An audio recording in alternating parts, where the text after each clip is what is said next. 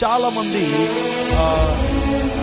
ధనం సంపాదించాలన్న వేటలో దేవుడు దూరం అయిపోతున్నారు. అది ప్రాబ్లం. ధనము సంపాదించాలన్న వేటలో అక్రమము అన్యాయం చేసేవాళ్ళు కొంతమంది ఉంటారు. ధనము సంపాదించాలన్న వేటలో ఇతరులను మోసం చేసేవాళ్ళు కొంతమంది ఉండొచ్చు. ధనము సంపాదించాలన్న కృష్ణలో ప్రార్థన విస్మరించేవాళ్ళు, వాక్యాన్ని పక్కన పెట్టేసేవాళ్ళు, దైవిక విలువలను పాతరేసేవాళ్ళు కొంతమంది ఉంటారు. బైబిల్ చదివిస్తాం, నీతితో కూడా నీకు మేలు కలుగును, నీవు ధన్యుడువు, నీ చేతుల కష్టార్జితం నువ్వేం చేస్తావు అంటే మనం కష్టపడాలి, కష్టార్జితం సంపాదించాలని దేవుని ఉద్దేశం. అందులో పొరపాటేది, నువ్వు కష్టపడకూడదని డబ్బులు సంపాదించేదని బయట ఎప్పుడు చెప్పలేదు. కానీ బయట చెప్పిన మాట ఏంటో తెలుసా, నీ దృష్టి ఎప్పుడు దాని మీద కనుక నువ్వు పొరపాటు పడుతున్నావు.